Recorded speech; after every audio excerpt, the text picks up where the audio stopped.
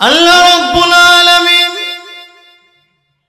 এমন কিছু দান করবেন যা কিনা মালা আইনুন রাআত, কোন চোখ কোনদিন দেখে নাই, ওয়ালা উযুনুন সামিআত, কোন কান কোনদিন শুনে নাই। এমন নিয়ামতের কথা আল্লাহ এমন কিছু দিবেন, ওয়ালা খাতারা আলা কলবি বাশার, কোন অন্তর কোনদিন তা অনুধাবন করে নাই।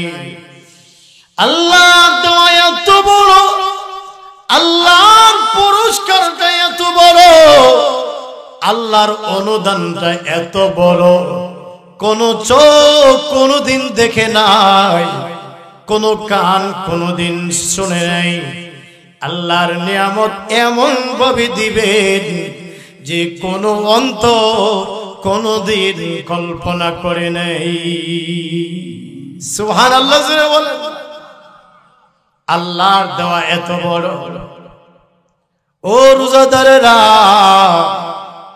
ও রোজাদার বান্দা বান্দিরা, তোমাদের জন্য আল্লাহর জান্নাতকে সুশোভিত করা হয়, সুসজ্জিত করা হয়। জান্নাতের গাছপালা, পাতা পল্লবগুলো নড়াচড়া করতে থাকে, হেলতে থাকে, দুলতে থাকে, আর মধুর সুরে একটা আওয়াজ, গুনগুন একটা আওয়াজ বইতে থাকে। জান্নাতি হুর পরীরা এরাও সুসজ্জিত হয়। ফেরেশতার ডাক দিয়ে বলে, প্রভু গো, এই যে জান্নাতকে সুসজ্জিত করা হচ্ছে, আগো প্রভু, হুর গিলমানেরা সুসজ্জিত হচ্ছে, এই যে এত সুন্দর করে সাজানো হচ্ছে জান্নাত, রব্বুল আলামিন আল্লাহ কেন গো আজকে বলো না? আজকে রমাদানের প্রথম দিন শুরু হয়েছে। রমাদানের শুরু মানে রমাদানের চাঁদ যখন ওঠে তখন থেকে জান্নাতের পাতা পল্লবগুলো একটা গান শুরু হয়ে যায়, গুনগুন আওয়াজ একটা গোটা পৃথিবীতে ছড়িয়ে যায়। এটা রোজাদারদের সম্মানে আল্লাহ রাব্বুল আলামিন জান্নাতকে সাজায়। ও দরদিরা, রমাদান সামনে আসতেছে। এক কলিজার টুকরারা, রমাদানের এক একটা রাত লাইলাতুল কদর সমতুল্য। সুবহানাল্লাহ জোরে বলেন। এক একটা মুহূর্ত, রমাদানের এক একটা মুহূর্তর এত দাম, এত দাম।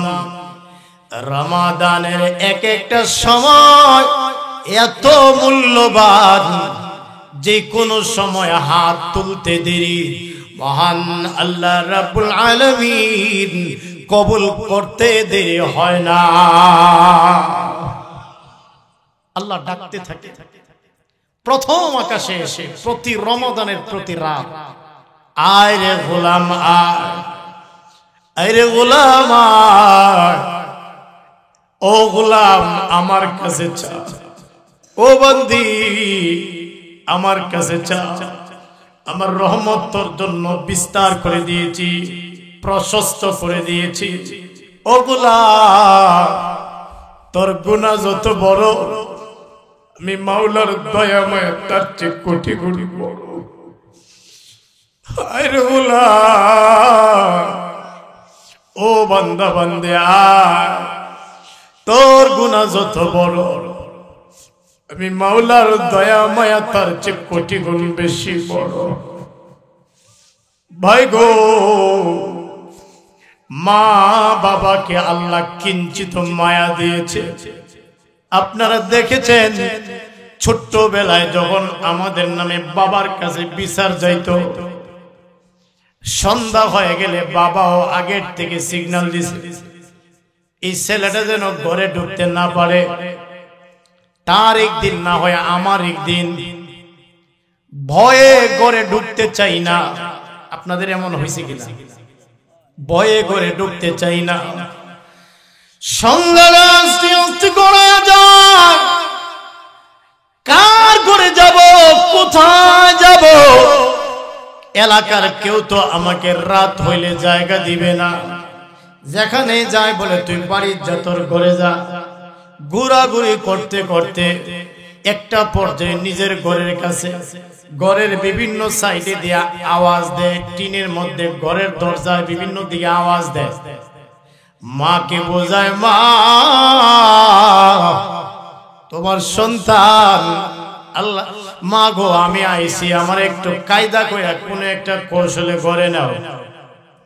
মা কিন্তু বুঝে আমার কলিজার ধর, আমার সন্তান আমার ঘরে আসতেছেন। বাবা তো নিষেধ দিছে ঘরে যেন না ঢুকে। বাবা জিগায় আওয়াজ পাইয়া কিসে আওয়াজ করে? মা কয় না এটা বিড়ালটা। আসলে কিন্তু মা বুঝতে পারছে এটা বিড়াল না, এটা তার সন্তান। কথা কয় না, কিন্তু মা দুঃখিনী। মা বাবারে বলে এটা বিড়ালটা, আর আওয়াজ দিয়ে দিল। মা সন্তান রে বোঝায় একটু অপেক্ষা করে, একটা কৌশল কইরা তোরে ঘরে আনবো, তোর বাবা জানতে পারলে তোরে মারবে। মা বাবারে ঘুম পাড়াইয়া দেয়, ঘরের পেছনের দরওয়াজাটা খুলে দিয়া ডাকতে থাকে, আরে বাবা সকলে ভুলে গেলেও আমি তোর গর্ভধারিণী মা বলতে পারি। আর সন্তানটারে ঘরে নিয়ে পেছনের রুমে কিছু খানা দানা খাওয়াইয়া তারে নিয়ে ঘুম পাড়াইয়া দেয়। সারাটা দিনের অপরাধ মা ক্ষমা করে দিছে। আমি আপনাদের জিজ্ঞাসা করি, ও হারি কান্দার আমার বাপজানরা, যুবক ভাইরা, ও প্রাণের নবাবগঞ্জবাসী, আমি জিজ্ঞাসা করি, মা যে সমস্ত দিনের অপরাধ ক্ষমা করে দিছে সন্তানটা, আমি জিজ্ঞাসা করি আল্লাহর দয়া মায়া মার চাইতে কম না বেশি? একটু জোরে বলেন না, কম না বেশি? আমার আল্লাহ ডাকতে থাকে, আয় গোলাম, আমি রহমতের মওলা, আমি রহমান, আমি রহিম, আমি দয়াবান। বান্দারে তোর মার চাইতে কোটি গুণ বেশি দয়ালু আল্লাহ। আল্লাহ ডাকতে থাকে না, আমার কাছে চা চাইতে দেরি, চোখের পানি ছাড়তে দেরি। দয়ার মাওলা জীবনের গুনাহ ক্ষমা করতে দেরি হবে না। আল্লাহর কাছে, আল্লাহর কাছে তুমি রহমান, তুমি মেহেরবান, তুমি রহমান, তুমি মেহেরবান। অন্ধ গাহে না শুধু তোমারই গুণগান, বুঝেও বুঝে না তবু শান।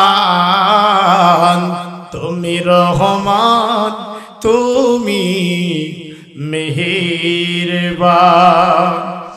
জনম জনম যদি গাই তোমারি মহিমা, গাওয়া শেষ হবে নাহি।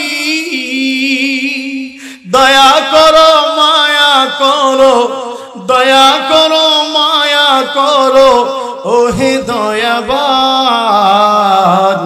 তুমি রহমান, তুমি মেহেরবান। অন্ধ গাহে না শুধু তোমারই গুণগান, বুঝেও বুঝে না তবু শান। তুমি রহমান, তুমি মেহেরবান। আল্লাহ দয়া করে আমাদের মাফ করে দিন, জোরে বলেন আমিন। গো আমার কলিজার টুকরারা, যেই কথা আপনাদের খিদমতে বলতেছিলাম, মাহের রমাদান আমাদের দৌড় গোড়ায়, রমাদানের প্রতিটা দিন প্রতিটা রাত ইনশাআল্লাহ এবার ভরপুর কাজে লাগাবো। আমার জিন্দগির পেছনে রমাদান গুলো কোন হালতে গেছে আমি জানি না। আমার পেছনের জিন্দগির রমাদান যেইভাবে গেছে চলে গেছে, ওইটা নিয়ে চিন্তা না করে এবার প্রতিজ্ঞা করো গো দোস্ত, এবার প্রতিজ্ঞা করো এই বছরের 2025 সালের রমাদান দিন রাত আমি ভরপুর নেক আমল করব, জিকির আজকার, কোরআনে কারীমের তিলাওয়াত, আল্লাহর কাছে কান্নাকাটির মাধ্যমে কাটাবো। পাক্কা নিয়ত করা যায়নি ইনশাআল্লাহ? পাক্কা নিয়ত ইনশাআল্লাহ? আল্লাহ আমার এই নবাবগঞ্জবাসীকে আপনি কবুল করেন, বলেন আমিন। আল্লাহ মুরব্বিয়ানদেরকে আবু বকর সিদ্দিক রাদিয়াল্লাহু আনহুর মতো কবুল করো, যুবকদের ইসলামের সৈনিক বানায়া দাও, মা বোনদের রাবিয়া বসরি আয়েশা সিদ্দিকার গুণে গুণান্বিতা বানায়া দাও, বলেন আমিন।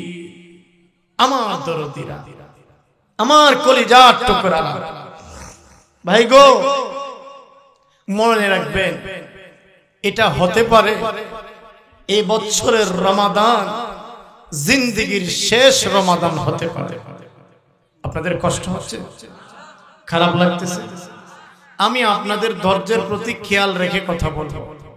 আপনারা যদি বলেন যে আরো 1 ঘন্টা চলবে তো আমি বলবো, আর যদি বলেন যে না অল্পতে শেষ করব, সেটাই আপনাদের ধৈর্যের প্রতি খেয়াল রেখে।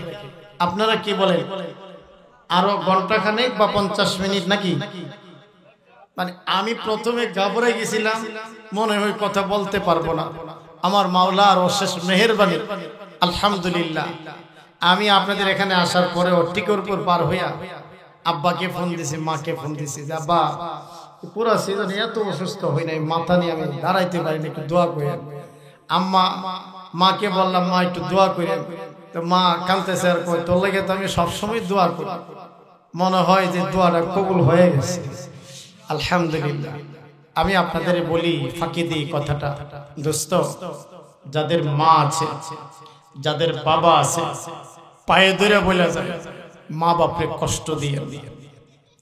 দুনিয়ায় জান্নাত কামাই করতে চান, আপনি যদি দুনিয়া থেকে জান্নাত কামাই করতে চান, মা বাবার কদমের নিচে জান্নাত, মায়ের কদমের নিচে জান্নাত, এরা তোমার জান্নাত, হুমা জান্নাতুকা ওয়া নারুক, এরা হলো তোমার জান্নাত, এরাই তোমার জন্য জাহান্নাম। মানে এদের মন যদি খুশি করতে না পারো, তোমার ব্যবহারে, তোমার আচার আচরণে, তোমার খিদমতে মা বাপকে যদি খুশি করতে পারো, তবে দুনিয়া থেকেই যেন তুমি জান্নাতকে কামাই করে নিলা, সুবহানাল্লাহ। আর যদি মা বাপ নারাজ হয়, তবে দুনিয়া থেকে জাহান্নাম কামাই করে নিলা। এজন্য দোস্তরা, বিশ্বাস করেন জিন্দেগিতে বরকত হবে মা বাপ খুশি থাকলে। জিন্দেগিতে আল্লাহ পাক আপনাকে আকস্মিক মৃত্যু দিবেন না, অ্যাক্সিডেন্টের মরণ থেকে অধিকাংশ সময় আপনাকে হেফাজত করবেন, বড় ধরনের বেইজ্জত করবে না মা বাপ যদি খুশি থাকে। মা বাপরে খুশি করবেন তো ইনশাআল্লাহ? রমাদানে ভরপুর মা বাবার খিদমত করবেন। এটা ফাঁকে দিয়ে বললাম, আমার আলোচ্য বিষয় সেটা হলো কবর নিয়ে আলোচনা করব। ভাই গো, এই যে রমাদান সামনে আসতেছে, হতে পারে এই রমাদান আমার আপনার জন্য জিন্দেগির শেষ রমাদান হতে পারে। গত 3-4 দিন আগে আমার বাপ চাচারা, ওনারা 5 ভাই আর একটা বোন, সবার ছোট, আমার ফুফিটা সবার ছোট, গত 3-4 দিন আগে তিনি দুনিয়া থেকে বিদায় হয়ে গেছে। ইন্না লিল্লাহি ওয়া ইন্না ইলাইহি রাজিউন। আল্লাহ আমার ফুফিকে যেন জান্নাতের মেহমান হিসেবে কবুল করেন।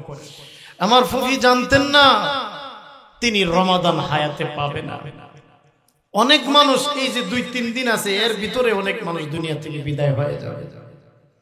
আবার অনেকে এই যে রমাদান হয়তো হায়াতে পাবে, কিন্তু আগামী রমাদান আর পাবে না, এই রমাদানের পরের যে রমাদান, ঠিক না বেঠি? গত বছর এখান থেকে মাহফিল করে যাওয়ার পরে আপনাদের এই এলাকার কেউ মারা গেছে, অনেক মারা গেছে। এই তো জীবন, এই তো জীবন আমার বাপজানরা, যুবক ভাইরা।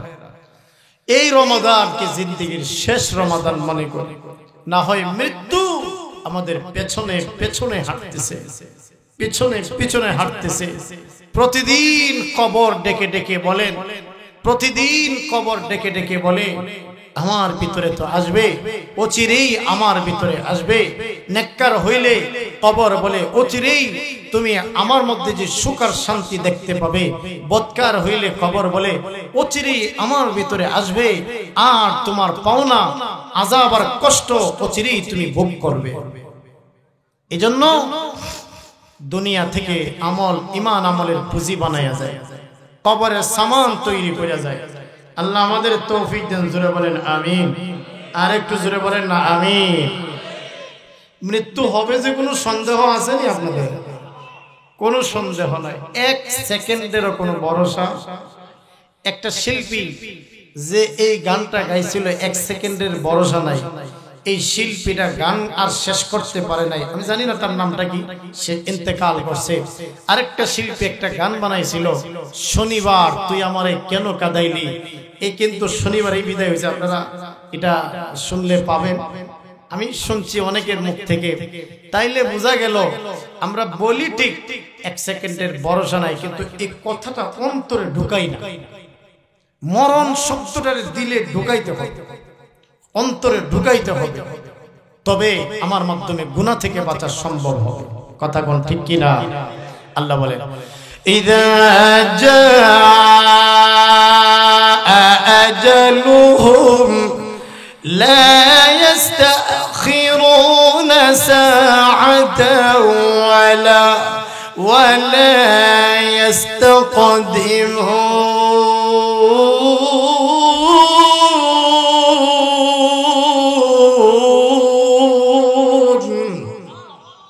যখন নির্ধারিত সময় আসবে, এক সেকেন্ড আগানো হবে না, মৃত্যুটাকে পেছানো হবে না, ঠিক সময় মৃত্যু দেওয়া হবে। আল্লাহ অন্য আয়াতের মধ্যে বলে কুল্লু নাফসিন যায়িকাতুল মাউত। প্রতিটা প্রাণী মাত্রই মৃত্যুর স্বাদ আস্বাদন করবে। সবাই মৃত্যুর স্বাদ আস্বাদন করবে।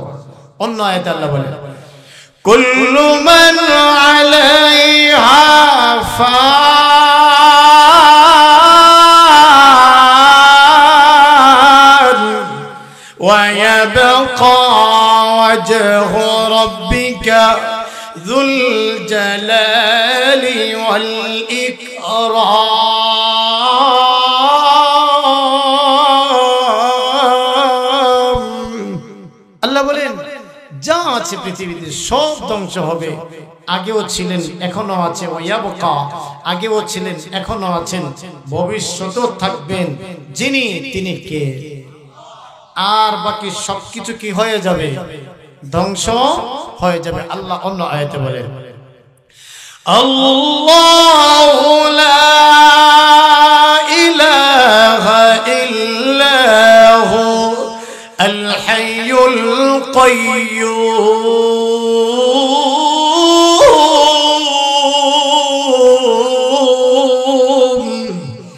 লা তাখুযুহু সিনাতুন ওয়ালা নাওম।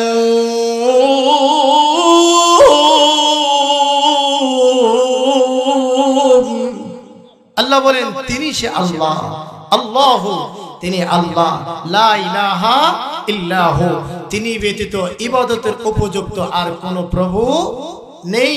আল হাইয়্যু তিনি চিরঞ্জীব, আল কাইয়্যুম তিনি চিরস্থায়ী।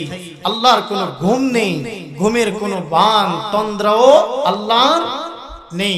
তাহলে আগেও ছিলেন এখনো আছেন, ভবিষ্যতে থাকবেন যিনি, বলেন না তিনি কে? আরো জোরে বলেন তিনি কে? আল্লাহ। আর আমরা সবাই কি হয়ে যাব? ধ্বংস হয়ে যাব, মৃত্যুর কোলে ঢলে পড়ব। কেউ এই পৃথিবীতে থাকবো না। না থাকবেন আপনারা?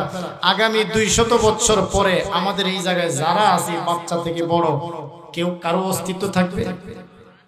আমার আপনার কবরে গরু বাছুর বকরি ভেড়া ঘাস খাবে হয়তোবা আগামী 200 বছর পরে আমাদের কোনো অস্তিত্ব থাকবে না, সবাই কবর দেশের বাসিন্দা হয়ে যাব। এমনকি একটা সময় পৃথিবীতে আমরা ছিলাম না, এখন এই পৃথিবীতে আছি, আবার এই পৃথিবী থেকে আমরা বিদায় হয়ে যাব, কেউ আমরা থাকবো না।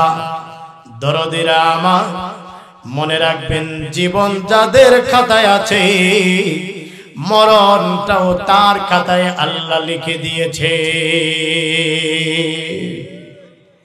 তাবারাকাল্লাযী বিয়াদিহিল মুলক ওয়া হুয়া আলা কুল্লি শাইইন কাদির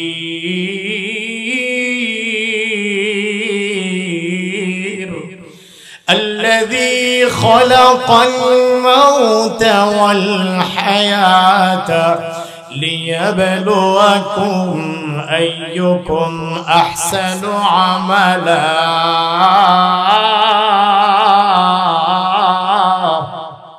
الله رب العالمين বলেন তাবারাকাল্লাযী বিয়াদিহিল মুলক, কতই না বরকতময় সত্তা, যার হাতে রাজত্ব, যার হাতে পৃথিবী, এই নবমণ্ডল ভূমণ্ডল সমস্ত পৃথিবী যার হাতে এবং রাজত্ব যার হাতে। আল্লাহ রাব্বুল আলামিন বলেন আল্লাযী খালাকাল মাউতা ওয়াল হায়াতা, যিনি মওত সৃষ্টি করলেন এবং জীবন সৃষ্টি করলেন। আমার দরদিরা খেয়াল করেন, আল্লাহ আগে বলেন খালাকাল মাউতা, মওত সৃষ্টি করলেন যিনি, পরে বলেন ওয়াল হায়াতা, জীবন দিলেন যিনি। মওতের কথা আল্লাহ রাব্বুল আলামিন আগে এনেছেন, জীবনের কথাটা আল্লাহ পরে নিয়েছেন। মুফাসসিরিনে কেরাম বলেন মৃত্যুর কথাটা আল্লাহ আগে এনে বুঝাইতে চায় যে জীবন যাদেরকে দেওয়া হয়েছে মরণটা অবধারিত সুনিশ্চিত, এই জন্য আল্লাহ মৃত্যুর কথাটা আগে এনেছেন আর জীবন দেওয়ার কথাটা আল্লাহ পরে নিয়েছে। মৌতু কাসিন কুল্লু নাসিন শারিবু কবর বাইতিন কুল্লু নাসিন দাখিলু, ইয়া আমানত চন্দ রোজে নজদে মাস, এ আমানত চন্দ রোজে নজদে মাস, कोई आगे रवाना है कोई पीछे रवाना। এমন কয়জন টুকরা দরদের নবাবগঞ্জবাসী, এটা আমানত এই পৃথিবীর জমিনে আমরা যে আছি কিছু দিনের জন্য সফরের জিন্দেগি, এ জমানা মুসাফির হয়, वही आखिर ठिकाना, कोई आगे रवाना है कोई पीछे रवाना। ठिकाना হলো আখিরাত। জোরে বলেন ঠিকানা কোথায়? আমাদের বাড়ি কোথায়? জান্নাতে। জোরে বলেন কোথায়? জান্নাতে। মানে আমাদের আব্বা আম্মা আদম এবং হাওয়া আলাইহিস সালাম দুজনের বাড়ি কোথায়? তাহলে বাবা মায়ের বাড়ি যেখানে, আমগো বাড়ি কি আরেক জায়গাতে নেই? কথা বলেন না কেন? বাড়ি কোথায় সেটা জানতে হবে, যাব কোথায় ঠিকানা আগে জেনে নিতে হবে।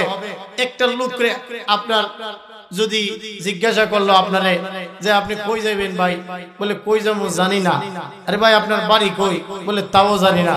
আচ্ছা বলেন, এরকম বললে আপনাকে সুস্থ বলবে না পাগল বলবে? বলেন না, সুস্থ বলবে না পাগল বলবে? এ নিজের বাড়িও ঠিকানা জানে না, কোথায় যাবে সেটাও সে জানে না, তো এরকম পাগল বলবে। তা আমরাও তো এমনই, আল্লাহর জন্য পাগল বান্দা। বাড়ি কই, কোত্থেকে আসলাম জানি না, যাব কোথায় তাও জানি না। আমাদের বাড়ি, বাবা মায়ের বাড়ি যেহেতু জান্নাতে, আমাদের বাড়িও কোথায়, আবার যাব কোথায় আল্লাহ নিলে?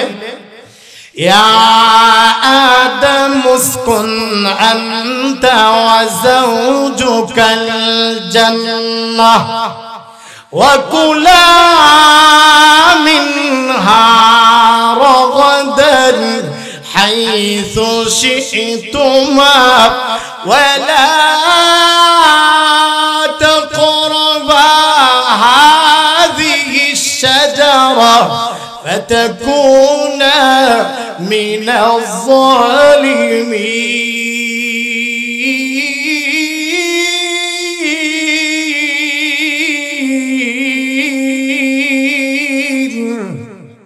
আল্লাহ বলেন ইয়া আদম উসকুন আনতা ওয়া যাওজুকাল জান্নাহ, ও আদম তুমি এবং তোমার স্ত্রী দুজনে উসকুন তোমরা বসবাস করো জান্নাত, জান্নাতে। বলেন না কোথায়? তাইলে আমাদের বাড়িও কোথায়?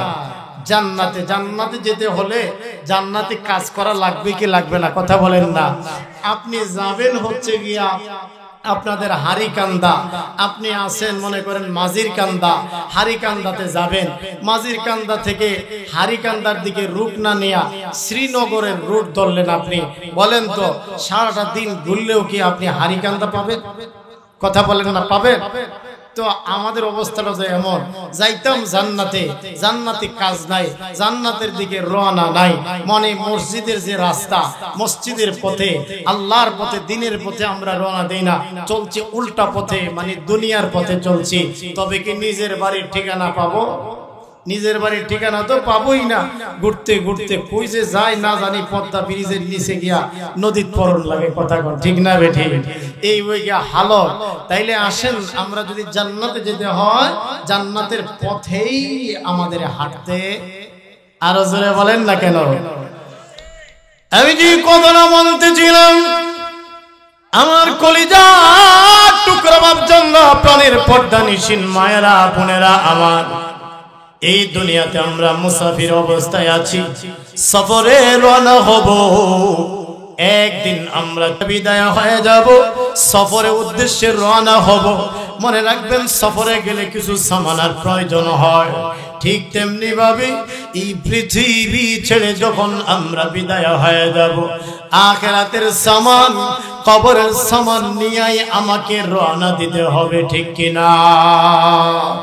6 দিন পরে নখ কষে যাবে, 9 দিন পরে চুল।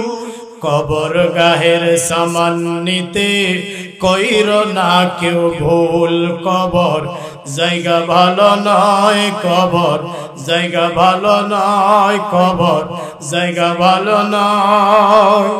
আমল নামের পুঁজি দিয়ে সাজিয়ে নিতে হয়, ইমান আমলের পুঁজি দিয়ে সাজিয়ে নিতে হয়। কবর জায়গা ভালো না। আমরা কয়েকটা কথা বলবো কবর নিয়ে। আমার দরদিরা, একটা মানুষ যখন মৃত্যুবরণ করে, মনে রাখবেন কবর নিয়ে এখন যে কথা বলবো, প্রত্যেকটা জায়গাতেই নেককারের কথাও আসবে, বদকারের কথাও আসবে। মরণ যখন হবে, কবরে যাব। আর যখন একটা মানুষের মৃত্যু হয়, তার রূহটা, আত্মাটা ফেরেশতাদের হাতে থাকে, ফেরেশতাদের কাছে থাকে। হাদিসে এসেছে এই রূহ, আত্মাটা সবকিছু দেখে। তার আপনজন, তার ছেলে, তার মেয়ে, আপনজনরা কাঁদে, এই সবকিছু রূহটা দেখে। যদি, আমার কথা বুঝতেছেন আপনারা? খারাপ লাগতেছে আপনাদের?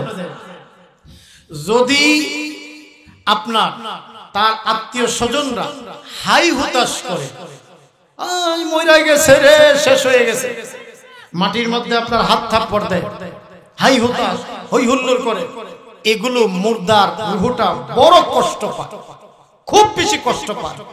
বরংস তখন তার জন্য দোয়ায়ে মাগফিরাত, কালামুল্লাহর তিলাওয়াত এগুলো করবেন, হাই হুতাশ করবেন না। হ্যাঁ, চোখ দিয়ে পানি আসবে, কিন্তু মাটিতে থাপড়ানো, বুকে থাপ্পড় দেওয়া, হাই হুতাশ করা, আপনার অনেক জুড়ে পাগলামি করা, এই সব কিছু ইসলামে নিষেধ। এখানে শিক্ষিত পার্সন আছেন, উলামায়ে কেরাম আছেন, জিজ্ঞাসা করেন ওনাদেরকে, তখন রূহটা খুব কষ্ট পায়। এটা করবেন না, বলেন ইনশাআল্লাহ। আমাদের নবীজির সন্তান কাসেম, তাহির, ইব্রাহিম, নবীজির সন্তানদেরকে আল্লাহ যখন নিয়ে নিয়েছেন, আল্লাহ রাসূল সাল্লাল্লাহু আলাইহি সাল্লাম চোখ দিয়ে পানি আসছে, নবীজি কাঁদছে, কিন্তু হাই হুতাশ, থাপ্পড় দেওয়া, মাটিতে থাপ্পড় দেওয়া, এগুলো আল্লাহ রাসূল করেন নাই। আমার কথা কি আপনারা বুঝতেছেন তো? চোখ দিয়ে পানি আসবে আপনজনের বিদায়ে, কিন্তু হাই হুতাশ, থাপ্পড় দেওয়া এগুলো করা যাবে। বিলাপ বলি আমরা, বিলাপ করা যাবে না, হায়রে গেছে গাড়ি, এই ধরনের বিলাপ করা যাবে না। দোয়ায়ে মাগফিরাত করতে হবে। রুহুটা সব কিছু দেখে কি করে আপনজনেরা। হাদিস শরীফের মধ্যে কি আছে শুনেন, ইযা উদিয়াতিল জানাজাতু ফাহতামালাহার রিজালু আলা আ'নাকিহিম।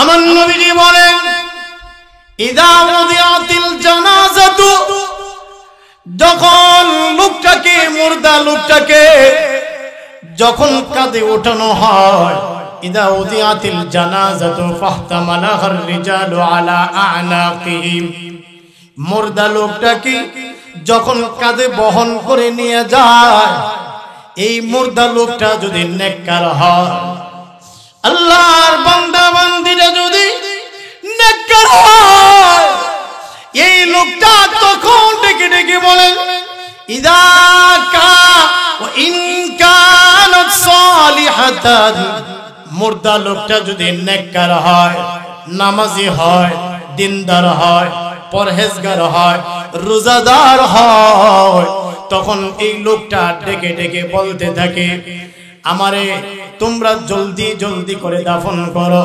কদ্দিমুনি কদ্দিমুনি, জলদি জলদি করে আমাকে দাফন করো।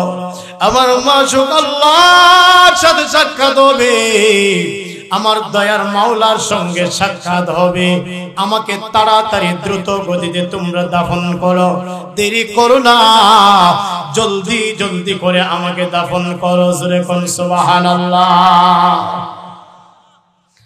আর যদি লোকটা বেনামাজি হয়, গুনাহগার, সুদখোর, ঘুষখোর, বেরোজগার, লোকটা যদি নাফরমান হয়, ওয়া ইন কানাত গায়রা সালিহা, যদি লোকটা গুনাহগার হয়, বেনামাজি হয়, তখন এই লোকটা ডেকে ডেকে বলতে থাকে, কালাত ইয়া ওয়াইলাহা আইনা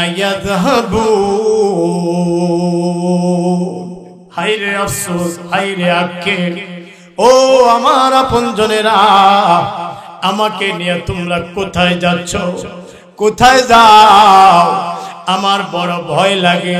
ইয়া ওয়াইলাহা, হায়রে আফসোস, আরে আমার আপনজনেরা, আমারে নিও না, কবরে নিও না, আমার বড় ভয় লাগে, আমার বড় ভয় লাগে, আমাকে নিয়ে কোথায় যাও, আমাকে নিও না, আমার বড় ভয় লাগে, আমি একা একা কবরে কেমনে থাকবো।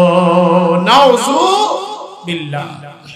বেনামাজিরা, বেনামাজি বেপরদাওয়ালা, বেপরদাওয়ালিরা কান্নাকাটি শুরু করবে তার রূহটা, আর বলবে, ইয়া ওয়াইলাহা, আফসোস, আইনা ইয়াযহাবুন, আমারে নিয়ে কোথায় যাও, যাও না তোমরা, আমারে নিয়ে তোমরা যাও না, এইভাবে বলতে থাকবে। এমনি ভাবে আপনার যখন মুর্দা লোকটা যদি নেককার হয়, তাকে কবরে রাখলে কবর তখন বলতে থাকবে, ও আল্লাহর বান্দা, অচিরেই তোমার কবরটা জান্নাতের বাগান হয়ে যাবে।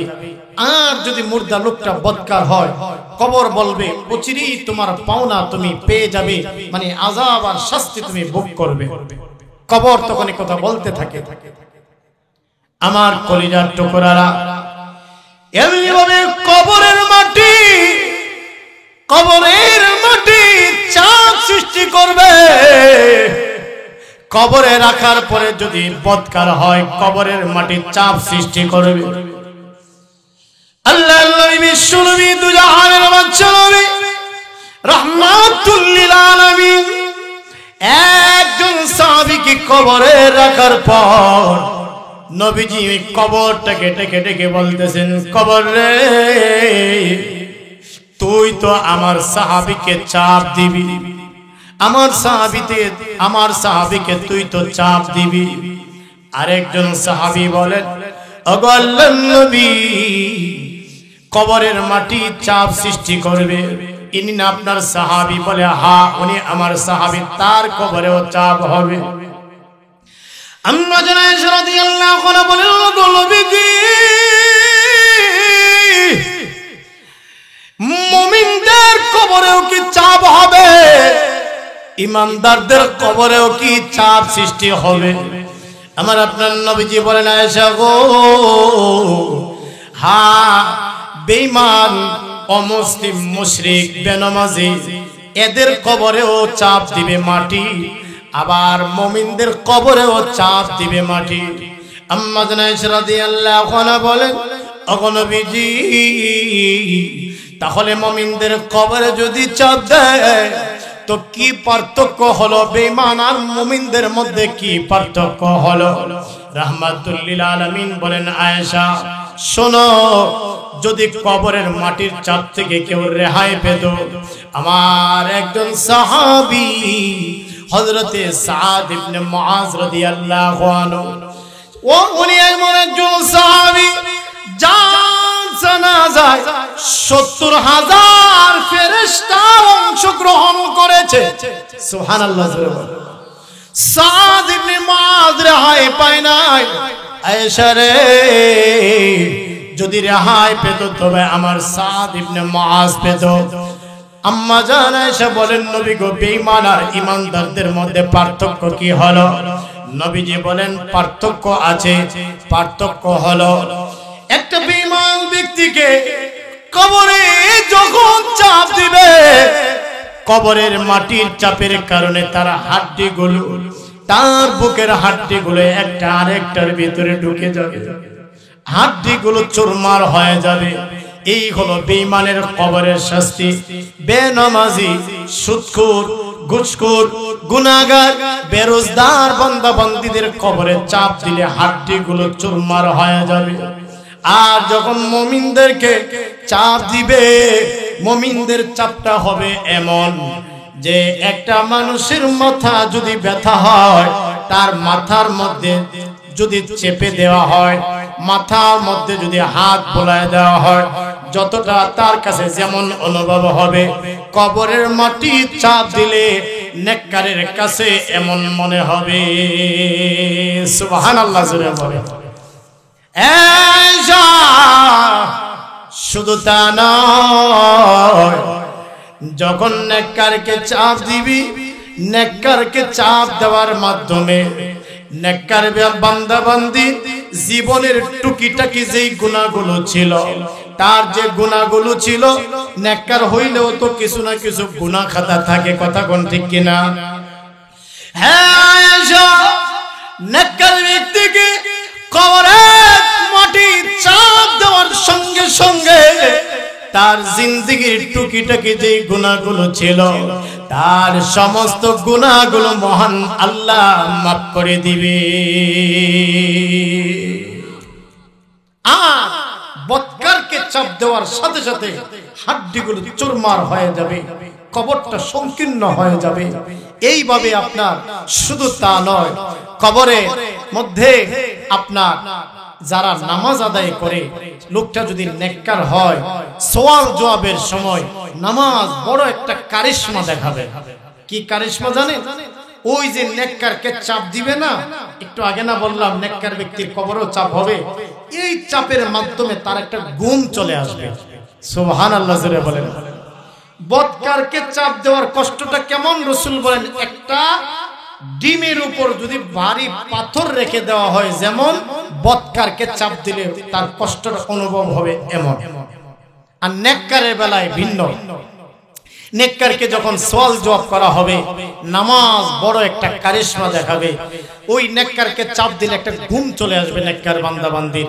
তো যখন মুনকির নাকির প্রশ্ন করার জন্য আসবে, আয়েশা বড় সম্মানের সাথে, বড় দরদের সাথে, ভালোবাসা হৃদ্যতা নিয়ে বলতে থাকবে, মার রাব্বুকা ওয়া মা দীনুকা ওয়া মা তাকুলু ফি হাক্কি হাযার রাজুল।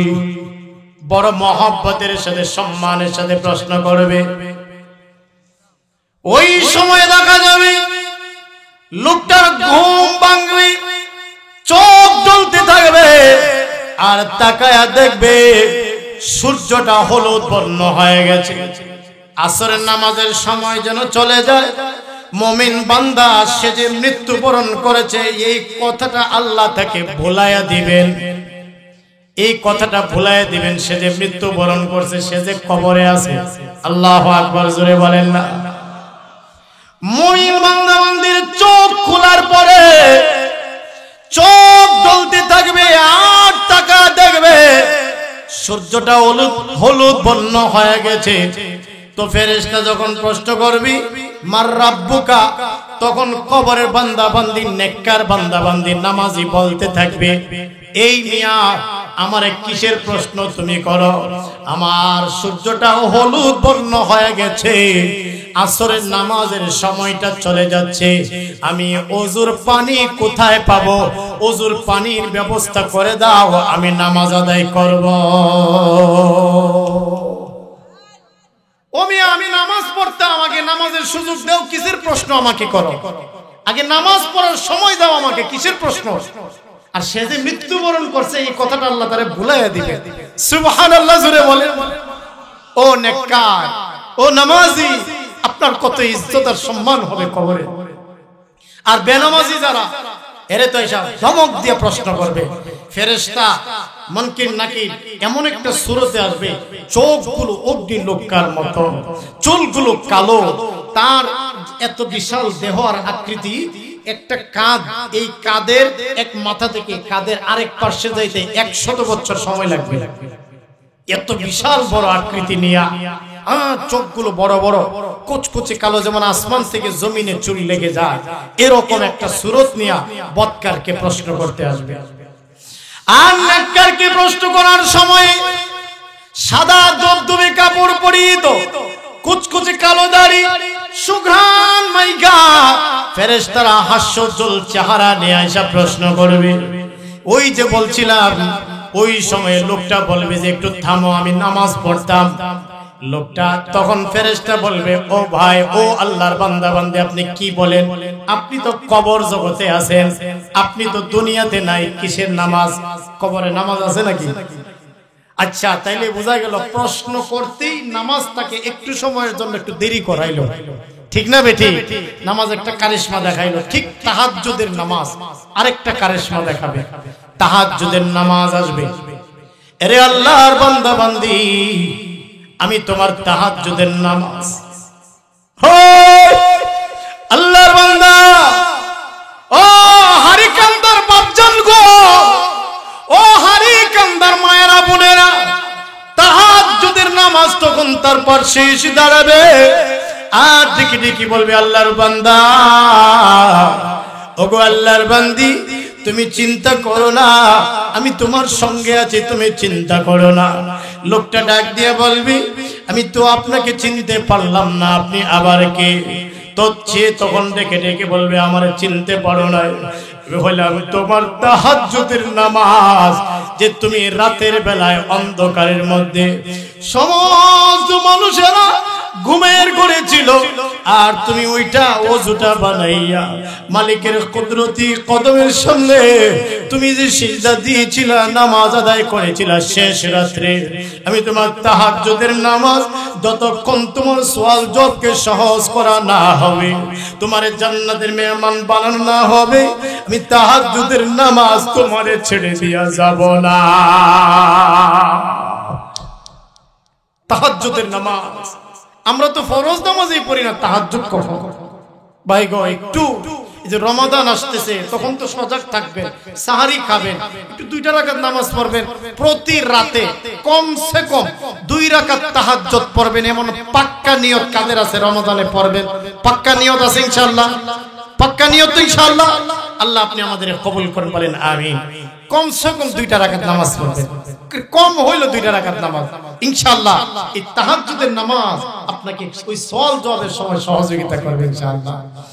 তাহাজ্জুদের নামাজ মুনকির নাকির কি বলবে? থামো, আমি আমার রবের সাথে কিছু কথা আছে, আমি না আসা পর্যন্ত তাকে প্রশ্ন করো না, তখন সে চলে যাবে আল্লাহর কাছে।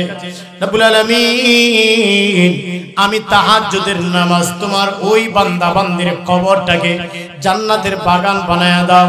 আল্লাহ, স্পেশাল একটা ফেরেশতাদের টিম আমার সাথে যাও, আমি তাকে অভিবাদন জানাবো, সালাম স্বাগতম জানাবো, আমি তাকে সান্ত্বনা দিব। আল্লাহ বলবেন যাও, তোমাকে দেওয়া হলো অনুমতি। 1000 ফেরেশতাদের টিম নিয়া প্রত্যেকের হাতে জান্নাতি ফুল থাকবে, এরা সকলেই চলে আসবে তার কাছে তাকে স্বাগতম জানানোর জন্য। এমনকি আরেকটা বিশেষ ফেরেশতাদের টিম আসবে, আর তখন ফেরেশতারা মানকির নাকির প্রশ্ন করবে। ওই সময়ে পার্শ্ব থেকে ফেরেশতাদের টিমেরা তাকে দলিল শিখাইয়া দিবে। আল্লাহ, এইভাবে আমার শেষ কথায় চলে আসছে, আর লম্বা করব না। আমার দরদিরা, এইগুলো সওয়াল জবাব নিয়ে কিছু কথা কবর জগতে। আরেকটা হলো, লোকটা যদি নেককার হয়, আল্লাহর বান্দা বান্দিটা নামাজি হয়, রোজাদার হয়, পর্দাওয়ালা পর্দাওয়ালি হয়, তখন আল্লাহর পক্ষ থেকে একটা ঘোষণা আসবে। কি ঘোষণা? আল্লাহ বলবেন ফাফরিশুহু মিনাল জান্নাহ, হাদিসের মধ্যে এসেছে ওয়ালবিসুহু মিনাল জান্নাহ, বলা হবে তার কবরের ভিতরে জান্নাতের গালিচা বিছায়া দাও। ওয়ালবিসুহু মিনাল জান্নাহ, তাকে জান্নাতি পোশাক পরায়া দাও। ওয়াফতাহু লাহু বাবান ইলাল জান্নাহ, জান্নাতের দিকে কানেকশন করে দাও নেককার বান্দা বান্দির কবরের সাথে। আল্লাহু আকবার। জান্নাতের দিকে কানেকশন করে দাও। হাদিসের মধ্যে এসেছে একটা নয়, দুইটা নয়, 70টা থেকে 71টা কানেকশন করে দেওয়া হবে। কোন কোন জায়গায় এসেছে 77টা কানেকশন করে দেওয়া হবে নেককার বান্দা বান্দির কবর থেকে জান্নাতের দিকে। 77টা কানেকশন করে দেওয়া হবে। এই কানেকশন দেয়া আল্লাহর নেককার বান্দা বান্দি কবরে থেকে থেকে জান্নাতের নাজ নিয়ামত ভোগ করতে থাকবে। ও নামাজি, তোমার কত ইজ্জত আর সম্মান। আর যদি লোকটা বদকার হয়, লোকটা যদি গুনাহগার হয়, বেনামাজি যদি হয়, লোকটা যদি সুদখোর ঘুষখোর হয়, বেরোজগার হয়, তখন দেখা যাবে বলা হবে ফাফরিশুহু মিনান নার, জাহান্নামের বিছানা তার কবরে বিছায়া দাও, আগুনের বিছানা তার কবরে বিছায়া দাও, জাহান্নামের পোশাকটাকে পরায়া দাও, জাহান্নামের দিকে কানেকশন করে দাও বদকার বান্দা বান্দির কবরে। জাহান্নাম থেকে যে আযাব আর কষ্ট, এভাবে সে কবরে থেকে থেকে এরকম শাস্তি পাইতে থাকবে। জোরে বলেন নাউজুবিল্লাহ। আল্লাহ, আপনি আমাদেরকে বুঝবার তৌফিক দান করেন। জোরে বলেন আমিন। ভোলা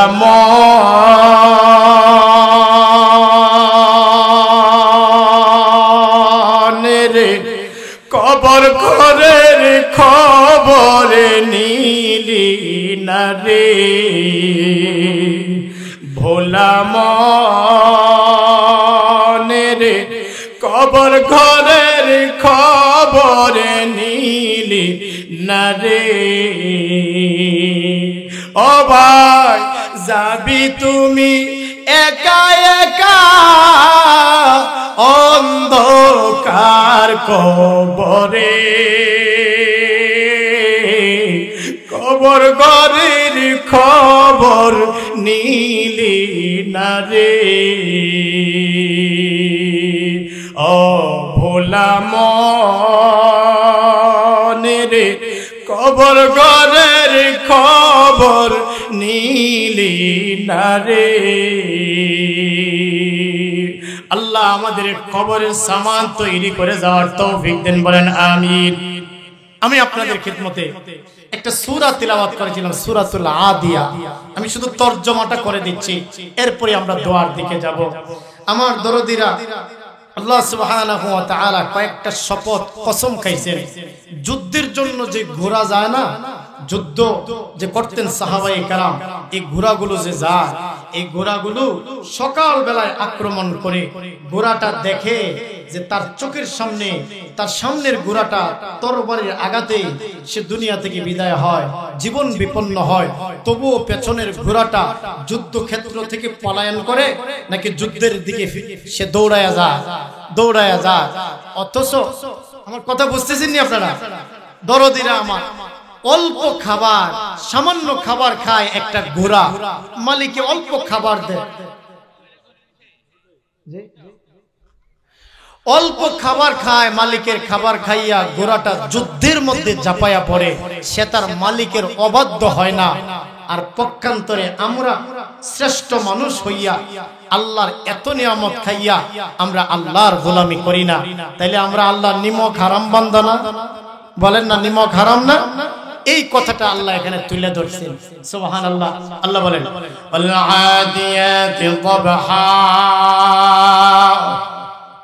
শপথ, ঊর্ধ্বশ্বাসে দৌড়ানেওয়ালা যে ঘোড়া, ঊর্ধ্বশ্বাসে মানে ঘোড়া যখন দৌড়ায় আহ আহ করে তার ভেতর থেকে শ্বাস বের হয়। আপনারা দেখবেন ঘোড়া যখন দৌড়ায় তো তার ভিতর থেকে খুব স্পিডে শ্বাস প্রশ্বাস নিতে থাকে, দেখেছেন কিনা আপনারা? আল্লাহ বলেন ঊর্ধ্বশ্বাসে যে দৌড়ায় ওই ঘোড়ার শপথ। এরপরে আল্লাহ বলেন ফালমুরিয়াতি কদাহা, ঘোড়ার পায়ের খুরের আঘাতে অগ্নি স্ফুলিঙ্গ বিচ্ছুরিত হয়। যখন ঘোড়া দৌড়ায় তার খুরের আঘাতে অগ্নি স্ফুলিঙ্গ গুলো বিচ্ছুরিত হয়। আল্লাহ বলেন ফালমুগীরাতি সুবহা, সকাল বেলায় খুব প্রত্যুষে সকাল বেলায় ঘোড়াগুলো আক্রমণের জন্য বের হয়। ফাআসারনা বিহি নাকা, এইভাবে তাদের পায়ের আঘাতে ধুলাবালিগুলো ওড়ায়। ফাওয়াসাতনা বিহি জামা, ঘোড়াগুলো সকাল বেলায় বের হইয়া একেবারে প্রত্যুষে বের হইয়া ধুলাবালি উড়াতে উড়াতে শত্রুদের ভিড়ের ভিতরে ঢুকে পড়ে। ফাওয়াসাতনা বিহি জামা, মাত্র অল্প খাবার খাইয়া, সামান্য খাবার খাইয়া ঘোড়াটা একবারের জন্য মালিককে ডাক দিয়ে বলে না, ওগো মালিক, আমি আপনার সামান্য খাবার খাইয়া আমি যুদ্ধে যেতে পারবো না। পিছপা হয় না, ঘুইরা দাঁড়ায় না, পেছনের দিকে যায় না, ঘোড়াটা কিন্তু সামনের দিকে অগ্রসর হয়, যুদ্ধের দিকে অগ্রসর হয়। কথা কোন ঠিক কিনা বেঠি? আল্লাহ বলেন ওই ঘোড়ার শপথ খেয়ে আল্লাহ রাব্বুল আলামিন বলেন ইন্নাল ইনসানা লিরাব্বিহি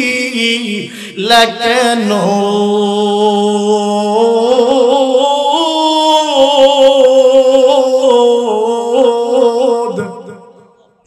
রবের বেলায় মানুষ বড় অকৃতজ্ঞ, আল্লাহর বেলায় মানুষ বড় অকৃতজ্ঞ। বান্দারে, আল্লাহ তোমাকে আমাকে কি দেয় নাই? আল্লাহ কোন নিয়ামতটা আমাকে আপনাকে দেয় নাই? পানির ভিতরে মাছের যেমনি ভাবে চতুর্দিকে মাছের পানি, ডানে বামে উপরে নিচে সামনে পিছনে পানি, ও বান্দা তেমনি ভাবে তুমি রবের নিয়ামতে ডুবন্ত। এত নিয়ামত খাইয়া, এত নিয়ামত পয়রা গোলাম, তুমি তোমার মাওলার বেলায় অকৃতজ্ঞ। ইন্নাল ইনসানা লিরাব্বিহি লাকানুদ, রবের বেলায় মানুষ বড় অকৃতজ্ঞ। এরপরে আল্লাহ সুবহানাহু ওয়া তাআলা বলেন ওয়া ইন্নাহু আলা যালিকা লাশাহীদ,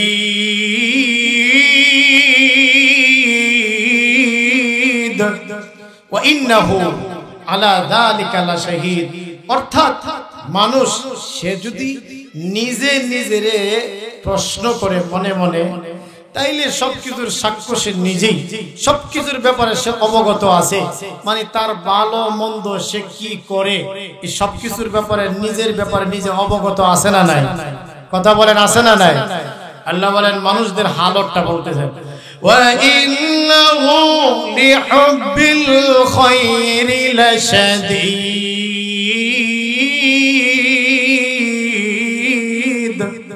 মানুষ সম্পদের লোভে বড় তীব্রভাবে আকৃষ্ট।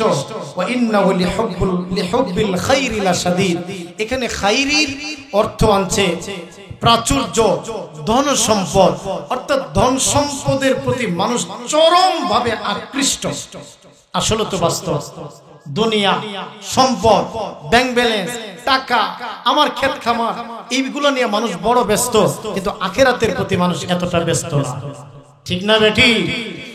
আফালা ইয়ালামু ইযা বু'থিরা মা ফিল কুবুর, কবর থেকে যা আছে তা যখন উত্থিত হবে, কবর জগৎ থেকে, মানে তার রূহ, আত্মা, এগুলো যখন উত্থিত হবে তখন কি হবে? আফালা ইয়ালামু, সে কি জানে না? মানে আমাদের রূহ বা আত্মা, আমাদের যে হিসাব হবে এই ব্যাপারে আমরা গাফেল। আল্লাহ বলতেছেন তুমি কি জানো না তোমার যে হিসাব হবে, তোমার নেকি বদি সবকিছুর হিসাব হবে। ওয়া হুসিলা মা ফিস সুদূর, অন্তরে যা আছে সবকিছু যখন আল্লাহ প্রকাশ করে দিবে কি হবে তখন তা। তাই আল্লাহ সবকিছুর ব্যাপারে অবগত, আল্লাহ সবকিছুর ব্যাপারে জানেন। ইন্না রাব্বাহুম বিহিম ইয়াওমা ইযিল লাখাবীর। আমি শুধু আপনাদের খিদমতে এটা মানে শাব্দিক অনুবাদ না, শুধু বোঝার জন্য একটু আপনাদের খিদমতে বললাম। তো আমাদের আজকের আলোচনার মূল যেটা, সেটা হলো যে আমরা মৃত্যুবরণ করব, কবরে যাব, কবর থেকে উত্থিত হব এবং আল্লাহর কাছে জবাবদিহিতা করতে হবে। আমাদের এই মুসাফিরি জিন্দেগি, এই জীবনে আমরা ঈমান আমলের পুঁজি বানাই আর আল্লাহর কাছে যেন আমরা জবাব দিতে পারি। কবরে যেন আমাদের কবরগুলো আল্লাহ জান্নাতের বাগিচা বানায়া দেন। তো ঈমান আমলের পুঁজি নিয়ে গেলেই কবরটা হবে শান্তির ঠিকানা, আর না হয় এটা হবে কারা।